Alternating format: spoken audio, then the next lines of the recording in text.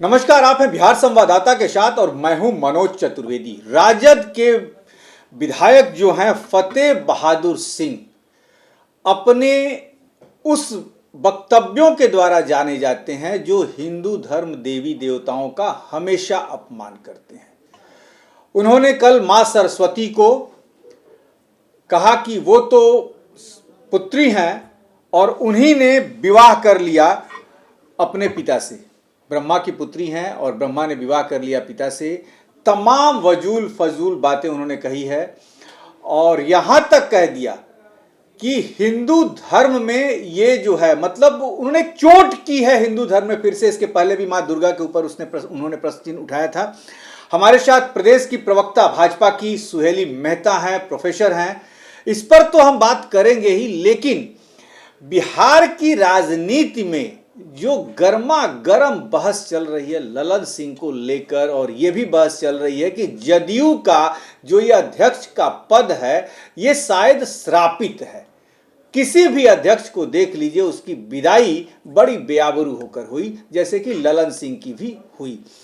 सुहेली जी, पहले तो आपका स्वागत है। नमस्कार।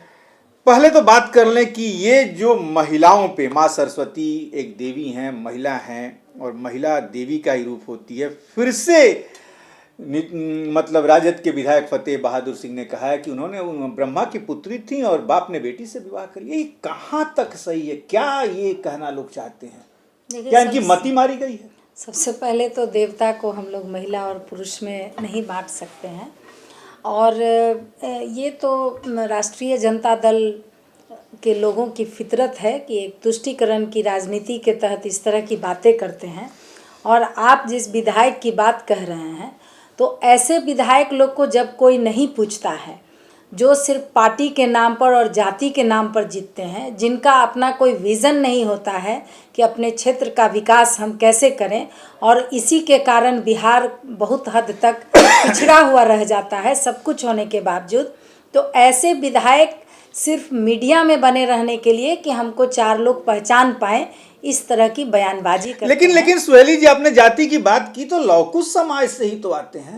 अरे देखिए, वो लवकुश समाज से आते हैं, लेकिन राम के ही वंशज कहे जाएंगे। जब वोट बैंक की राजनीति की बात आती है तो किसी एक पार्टी से, हमारा कहना है कि पार्टी के कैडर के कारण, वो कैडर के कारण जो जीत जाते हैं, जो लोग भी हों, हम हो चाहे और कोई भी लोग हों, जिनका अपना विज़न नहीं होता है कि हम किस तरह से क्षेत्र का विकास करें, जिनको किसी योजना की जानकारी नहीं होती है। अगर इसी के बदले अगर 10 योजना की जानकारी ले लेते केंद्र सरकार की, बिहार सरकार की, और उसके बाद अपने क्षेत्र के लोगों का विकास करते, तो हमें लगता है कि इनका ज़्यादा नाम होता और अगले चुनाव में भी जनता तो ऐसे नेताओं को जनता अगले बार जवाब दे देगी। इस तरह छिपाने के लायक नहीं बिल्कुल, रहेंगे, ये जनता की लोग आवाज़ दिखाने के लायक न रहेंगे। माँ सरस्वती, जिनको हर धर्म के लोग मानते हैं, विद्या की देवी है, सबको शिक्षा की जरूरत होती है, उसको सब लोग मानते हैं उस देवी को, और उनके बारे में इस तरह की सुहेली जी, आप जदयू में रही, जदयू की प्रदेश में स्तर में ये में रही। सबसे बड़ी बात है कि राजद के ये जो नेता हैं, चाहे शिक्षा मंत्री चंद्रशेखर रामायण पे कुछ कह देते हैं कि रामायण साइनाइड है, ये है वो है, ये राजद के नेताओं के तरफ से क्यों आवाज उठ रही है? क्या जो आपने कहा तुष्टीकरण वाली राजनीति, ये हिंदू देवी देवताओं का अपमान करके क्या मुस्लिमों को अपने तरफ लेना चाहते हैं? इसलिए उठ रही है कि ऐसे भी जब राष्ट्रीय जनता दल की सरकार थी तो बिहार में क्या होता था सब लोग जानते हैं। विकास की बात कहाँ तक होती थी ये सब लोग जानते हैं।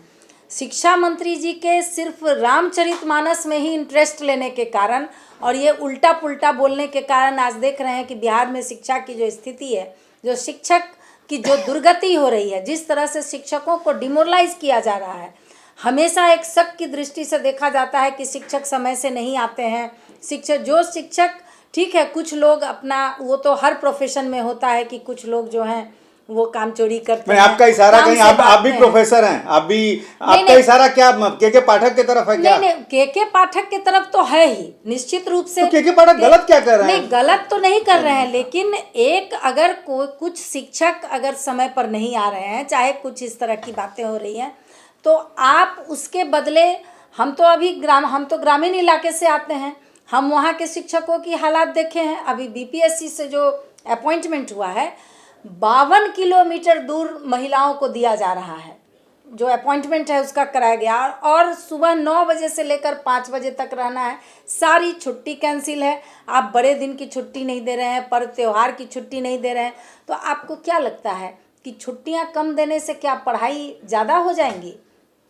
और 52 किलोमीटर आप दूर भेज दीजिएगा किसी महिला शिक्षक को, या कोई परेशान है शिक्षक, अपनी फैमिली के साथ ही रह रहा है, पुरुष ही शिक्षक हैं, तो उनको क्या आप अपनी फैमिली से दूर कर दीजिएगा तो या क्या शांति से वो पढ़ा पाएंगे किसी बच्चे को?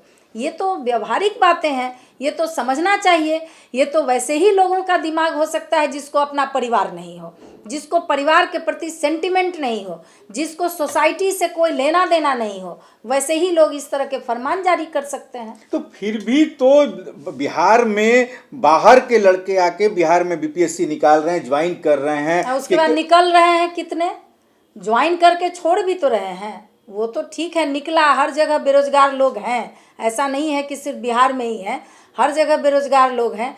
तो वो आए अपना, ठीक है, ज्वाइन किए। बिहार के लोग भी बाहर जाते हैं, ज्वाइन करते हैं, उससे हमारा लेना देना नहीं है। कोई भी कहीं भी जा सकता है और ज्वाइन कर सकता है। कहा जाता है कि नीतीश चंद्रशेखर को किनारे कर दिया गया है, के पाठक को नीतीश कुमार ने खुली छूट दे के रखी है। देखिए, नियोजित शिक्षकों का उनके हाथ में इस बार खिलौना पकड़ा दिए, परीक्षा दे के जाना। आप एक प्रोफेसर के नाते कैसे देखती हैं के पाठक के इन सब आदेशों को या शिक्षा विभाग के आदेशों को? बस एक नाटक है। हम इस तरह से देखते हैं कि जो नियोजित शिक्षक पहले थे, तेजस्वी यादव जब नहीं थे सरकार में तो कहते थे कि मैं जब आऊँगा तो राज्यकर्मी का दर्जा दूंगा, ठीक है। जब आए तो जो नियोजित शिक्षक थे वो भी, और जो स्टेट पास किए हुए थे वो भी, सभी को फिर से बीपीएससी एग्ज़ाम देके और फिर वही वाले ही सर्विस को पकड़ना पड़ा। नाम क्या है भाई? तो 1,20,000 को हम सर्विस दिए हैं, जिसमें 60,000 ऑलरेडी नियोजित शिक्षक थे, 30,000 आपके बिहार के बाहर से आ गए। आपने नए कितने एम्प्लॉयमेंट दिए? 24,000 नया था, बहुत कम था, और उसको आप 1,20,000 के नाम से जान रहे हैं।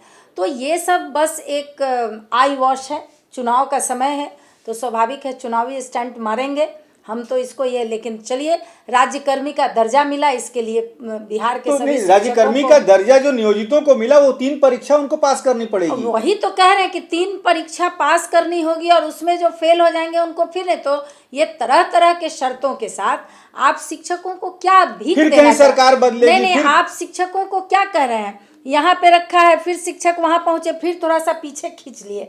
मतलब कि आप पूरे बिहार में सभी सर्विस में सबसे ज़्यादा शिक्षकों को ही कमज़ोर समझ रखे हैं। इसका मतलब तो यही निकलता है कि आप उसी के नाम पर पॉलिटिक्स कर रहे हैं। उसका जो सर्विस है, पहले से 2-2 एग्ज़ाम देके पहले से आए हुए हैं, उसको फिर से 3 एग्ज़ाम देके, और नाम क्या है भाई? तो राज्यकर्मी का दर्जा दे दिया। नियोजित शिक्षकों को Suheli Mehta as a professor महिला मगध कॉलेज की क्या कहना चाहेंगी, या जो बीपीएससी से भी आए हैं उनको क्या संदेश देना चाहेंगी? क्या बिहार में उनका भविष्य उज्जवल? नहीं, निश्चित रूप से देखिए, वो शिक्षक हैं, हम क्या संदेश देंगे? शिक्षक हैं, बच्चों को पढ़ाएं। बिहार का विकास शिक्षा पर निर्भर करता है। अगर आप बच्चे को सही से पढ़ाएंगे तो बच्चे अच्छे से लेकिन जो प्रताड़ित कर रहे हैं लेकिन सरकार जो प्रताड़ित कर रही है नियोजित शिक्षकों को, तो नियोजित शिक्षकों को डट कर सामने आना चाहिए। लेकिन हम इसलिए उन पर ये खतरा नहीं पैदा होने देना चाहते हैं कि एक से एक फरमान निकल रहा है कि आप संघ में रहिएगा तो आपको आपके सर्विस पर खतरा होगा, आप किसी संघ के सदस्य भी होंगे तो भी आप पर खतरा होगा, सैलरी रोक दी जाती है। तो लेकिन शिक्षकों को आंदोलनरत रहना चाहिए, अपना काम करें लेकिन आंदोलनरत रहें और अपना अधिकार जरूर लेकर रहें।